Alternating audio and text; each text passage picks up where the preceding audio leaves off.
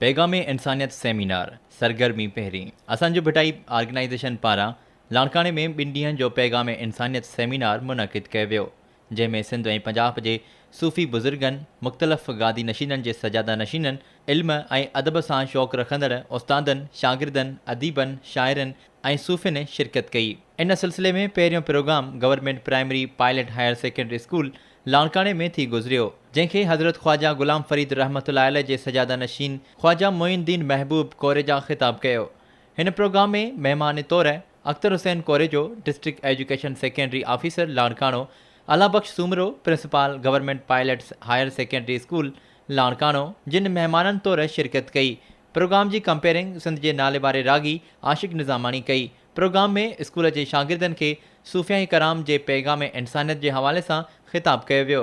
सरगर्मी 2 government polytechnical college लाणकाणे में ख्वाजा मोइनुद्दीन महबूब पैगाम इंसानियत जे हवाले सां उस्तादनि ऐं शागिर्दनि खे लेक्चर ॾिनो, जंहिंमें Asadullah Bhutto government polytechnical college Larkana, Ilmuddin Shah, Sajjad Shah, सजादा नशीन दरगाह मोहब्बत देरो ऐं प्रोफेसर अब्दुल अज़ीज़ चाचड़ समेत कॉलेज जे सुञाण शागिर्दनि ऐं उस्तादनि सूफ़िया कराम जे पैगाम इंसानियत जो लेक्चर इंतहाई सब्र, तहमुल ऐं संजीदगी सां ॿुधो।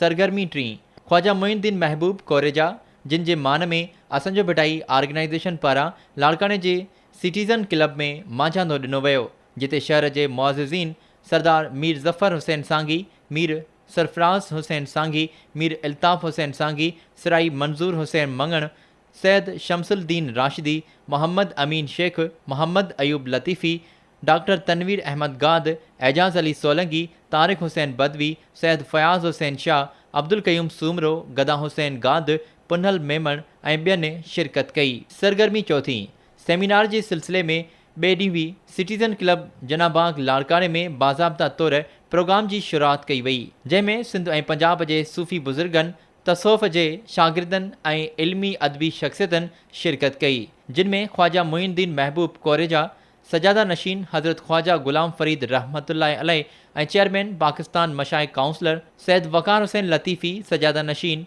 हज़रत शाह अब्दुल लतीफ़ भिटाई रहमतुल्लाह अलैह, सदर पाकिस्तान मशाइख़ काउंसलर ऐं सरपरस्त आला असांजो भिटाई ऑर्गेनाइज़ेशन शाह लतीफ़ फाउंडेशन ऐं लतीफ़ी जमायत, सैयद मेहदी रज़ा शाह सब्ज़वारी, सजादा नशीन हज़रत लाल शहबाज़ कलंदर रहमतुल्लाह अलैह ऐं मरकज़ी अॻवान पाकिस्तान मशाइख़ काउंसलर, ख्वाजा अब्दुल हक फ़ारूक़ी, सजादा नशीन हज़रत सच्चल सरमस्त रहमतुल्लाह अलैह ऐं मरकज़ी अॻवान पाकिस्तान मशाइख़ काउंसलर, फ़कीर सैफ़ुल रहमान हीसपाणी, वली अहद दरगाह खुश खैर मोहम्मद हीसपाणी, पीर रुकनुद्दीन शाह, सैयद वसीउल्लाह शाह, दरगाह ठुल्हा शरीफ, प्रोफेसर सरफराज़ कोरेजो, शाह अब्दुल लतीफ़ यूनिवर्सिटी खैरपुर, सरदार मीर ज़फ़र हुसैन सांगी, सदर आल पाकिस्तान सांगी फाउंडेशन, डॉक्टर सागर अबड़ो, दानिश्वर ऐं तसौफ़ जो ॼाणू, Sahib Khan Latifi, media coordinator VC Shah Abdul Latif Khairpur, Mohammad Ayub लतीफ़ी,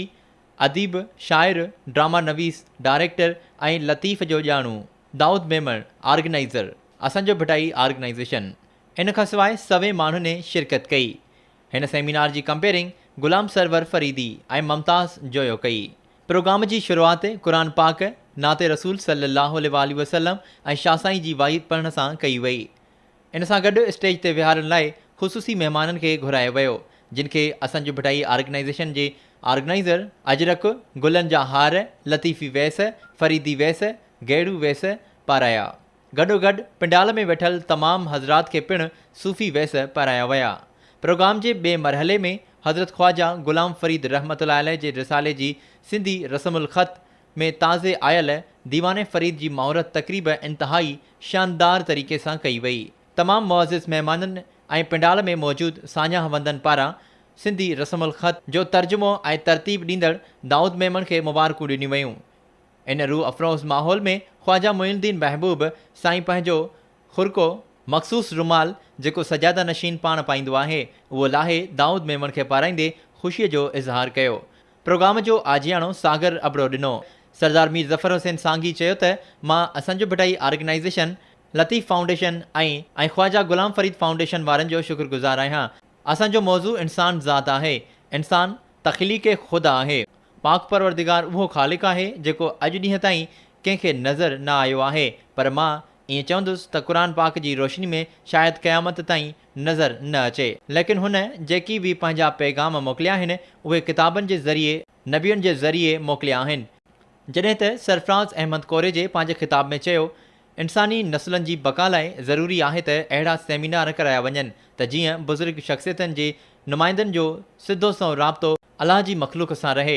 Khwaja Muinuddin कोरे जा महबूब साईं पंहिंजे ख़िताब में चयो त माण्हुनि खे अमुन थो घुरिजे, जंग नथी घुरिजे। शुरू खां वठी मुहबत ऐं नफ़रत जी जंग हलंदी पई अचे। सहप ऐं रवादारी वारो नज़रियो दुनिया जी कंहिं बि यूनिवर्सिटी में नथो मिले। असां सूफ़ियुनि जो पैगाम दुनिया ताईं पहुचाइण लाइ पंहिंजो किरदारु अदा करे रहिया आहियूं। ख्वाजा मुइनुद्दीन फारूकी पंहिंजे ख़िताब में चयो, अॼोके हिन जदीद दौर सां गॾिजी हलण सां ई इंसान जी बका आहे। यकीनन अॼु दुनिया में अमन ऐं भाईचारे जी फिज़ा अणलब थींदी थी वञे। तॾहिं सूफ़ियाई कराम जे गादी नशीननि जो फ़र्ज़ु आहे त उहे ख़ुदा जी ख़ल्क़ सां रलिजी बुज़ुर्ग हस्तियुनि जे पैगाम खे आम कनि। सैद वक़ार हुसैन लतीफ़ी पंहिंजे ख़िताब में चयो, इस्लाम अमन जो मज़हब आहे। सूफ़ी बुज़ुर्गनि ऐं औलिया कराम हमेशह इंसानियत, अमन, मुहबत ऐं भाईचारे जो दर्स ॾिनो आहे। अॼु बि संदन दरगाहुनि तां अहिड़ो आवाज़ बुलंद थींदो थो रहे। सदारती ख़िताब कंदे मेहदी रज़ा शाह सब्ज़वारी चयो त को बि मज़हब ज़बरदस्ती न पर इश्क ऐं मुहबत सां अॻिते वधे थो। जिते उहो कमु तलवार जे ज़ोर बदिरां मुहबत जे हथियार सां कयो वियो, उते अॼु ताईं मज़हब बि क़ाइमु आहे ऐं उन जी ताक़त बि क़ाइमु आहे। मुंहिंजे ज़हन में सवाल पैदा थींदो आहे त सिंध में कहिड़े सबब जे करे मुहबत आहे जेका वधंदी पई वञे ऐं खुटण जी न आहे, जंहिंजो जवाबु हीउ सम्झ में आयो त इहो सभु कुझु सिंधु दरिया जे पाणीअ जो असरु आहे जेको हिमालय खां वठी शुरू थिए थो, अरबी समुंड में पवे थो ऐं उन समूरे सफ़र दौरान सिंधूअ जो पाणी सूफ़ी बुज़ुर्गनि ऐं औलिया कराम जी मज़ारुनि जी क़दम बोसी कंदो अचे थो। असांजी मिटीअ में उहे ई आराम पज़ीर आहिनि। सिंध जी हवा उन्हनि मज़ारुनि जा बुलंद बाला मीनार ऐं गाज़ी अलम छूहंदी घुले थी। इहो ई सबबु आहे जो सिंध में तमामु घणी मुहबत आहे। आख़िर में सूफ़ियाई राग जी महफ़िल रचाई वई, जंहिंमें सिंध जे मुख़्तलिफ़ रागिन मुख़्तलिफ़ कलाम पेश कया।